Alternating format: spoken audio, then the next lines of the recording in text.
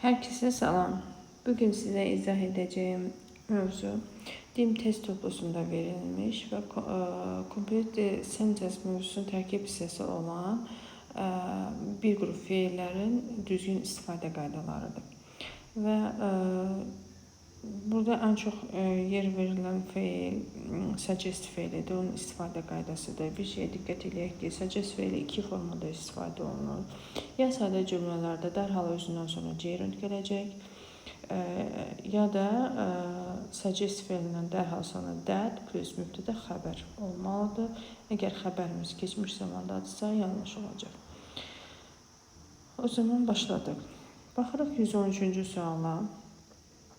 Gördüyümüz kimi suggestdən sonra bizdə that bağlayıcısı yoxdur, birbaşa tamamlıq gəlib. Demək bu yanlışdır. Dedik axı ya özündən dərhal sonra ya ing ya da dərhal sonra that mübtədə xəbər quruluşu olmalıdır. A variantı yanlış variantdır. B variantında to-dan istifadə ediblər yanlışdır. Infinitiv istifadə etmir. C variantında baxırıq burada that bağlayıcısı var, ancaq gerund istifadə olunub. Biz dedik that varsa mübtədə xəbər olmalıdır. Bu da səhvdir. D doğru cavabımızdır. İ variantına baxırıq. Burada isə sadə feil istifadə olunub. Bu da yanlışdır. 114-cü suala baxaq. 114-cü sualda isə birbaş A variantında to-lu infinitiv gəlib yanlışdır. B variantı doğru cavabdır. Çünki she suggested going dedik, dərhal sonra gerund istifadə olunur. C variantında that we went keçmiş zamandadır deyə səhv olacaq. D variantında tamamlıq gəlib deyə yanlışdır. E variantında feil boş istifadə olunub yanlışdır. Daha sonra 115-ci suala baxırıq. 115-ci sualda demək, suggestdən dərhal sonra mübtədə xəbər gəlib yanlışdır. Ortaya tamamlıq girməz dedik, B variantı yanlışdır. C variantında advice feili istifadə olunur və advice özündən sonra infinitiv istəyir. Yəni to-lu feil gələ bilər, boş feil gələ bilməz, yanlışdır. Daha sonra D variantında da gördüyünüz kimi boş feildən istifadə olunur. Bu da yanlışdır. Y variantı doğru cavabdır. John suggested taking. Bizim doğru cavabımızdır. Daha sonra 116-cı suala baxaq. 116-cı sualda bizə verib suggestdən sonra to qətiyyən istifadə olunmaz. Daha sonra advice feilindən sonra ing bu da qətiyyən istifadə olunmaz. Suggestin əksi olaraq advice infinitivdən işlənir. Yəni to-lu feillə işlənir. Daha sonra C variantına baxırıq. Order var. Order advice kimi istifadə olunur. Yəni to istəyir və burada yoxdur deyə səhvdir. D variantına baxırıq. Suggest to ilə işlədib yanlışdır. Suggest ing istəyər. E variant advised not to forget və to'muz var. Demək bu düzgün variantımızdır. Daha sonra 17-ci suala baxaq. 17-ci sualda bizdən nə istəyir? 17-ci sualda baxırıq ask stop talking. Ask özündən sonra ing yox, to istəyir. Buna görə yanlışdır. Daha sonra B variantımız burada doğrudur. Order to stop. Bəli, bu forma düzgün formadır. B variantını düzgün işarələyək. C variantına baxıraq, suggestdən sonra tamamlıq yanlışdır tamamilə. Order özündən sonra to istəyir, yanlışdır. E variantı da ask, yenə dedik, not to stop olmalıydı və quruluş səhv olduğu üçün bu da yanlışdır. Daha sonra keçirik növbəti suala.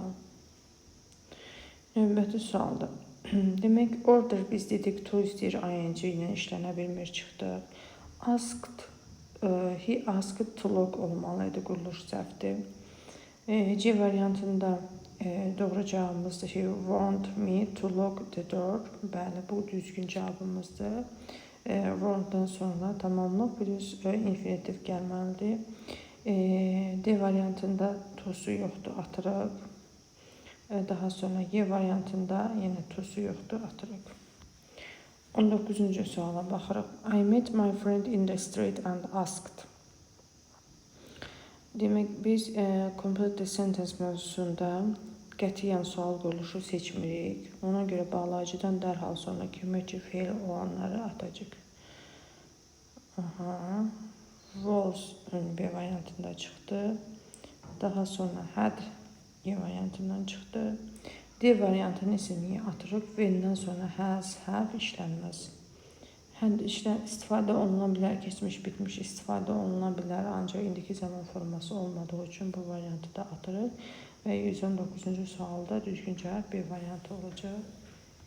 120-ci suala baxırıq. 120-ci sualda Tom wanted to know. Tom wanted to know. Yine sual quruluşu olanları atmalıyıq. Didi atırıq.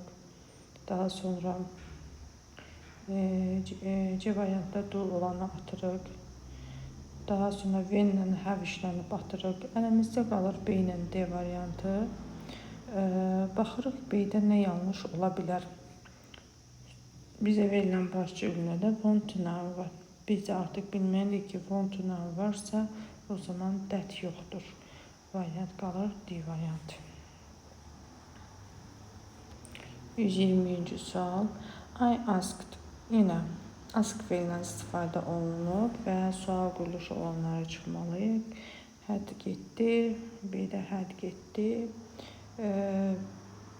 C-də that verib, that-lə askla that işlənməz getdi. D düzgün variantımızdır. V-lə həz işlənməz, Y variantı da getdi. Düzgün variant D variantı. Demək, ask feilindən sonra that bağlacısı qətiyyən istifadə olunmayacaq. Daha sonra 122-də yenə ask feili var. Ask feili varsa deməkdir ki, C variantından çıxacaqsınız. V-dən sonra işlənib had, ancaq əvvələ keçib yanlışdır, olmaz. Daha sonra V-lə həz işlənib yanlışdır, olmaz. D variantında da yenə had david istifadə olunub, yəni sual quruluşu yaradıblar, bu da səhvdir, qalır A variantı. 123-cü sualda The chief asked. Yenə ask feili varsa that çıxacaq. Daha sonra V-lə have işlənməyəcək çıxacaq. D variantda sual quruluşudur. Y variantında sual quruluşu da səhvdir, qalır A variantı. 124-cü suala baxırıq. Yenə bizə ask feilindən cümlə verilib. Had əvvələ keçə bilməz, yanlışdır. V-lə have işlənə bilməz, yanlışdır. Ask feilindən sonra that işlənə bilməz, yanlışdır. D variantını düzgün variant kimi götürürük. Quruluşda heç bir yanlışlıq yoxdur. Y variantında da have dey yox, dey have olsa bəlkə olar da, ancaq sual quruluşu olduğu üçün yenə də yanlışdır. Daha sonra 125-ci suala baxırıq və məncə bununla da kifayətlənək. Demək, please tell me.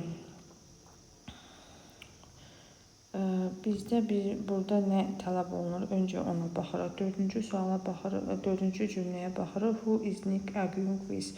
Arguing with Nick kiminlə mübahisə edir? Sual yaradıblar, sual bizə lazım deyil. Bunun üstünə xətt çəkməliyik. Daha sonra who Nick is arguing with deyə bilərik, 3-ü götürək. Bir də Nicklə kim mübahisə edir, bir də 1-i götürək. Daha sonra niyə 2 olmaz baxmalıyıq buna?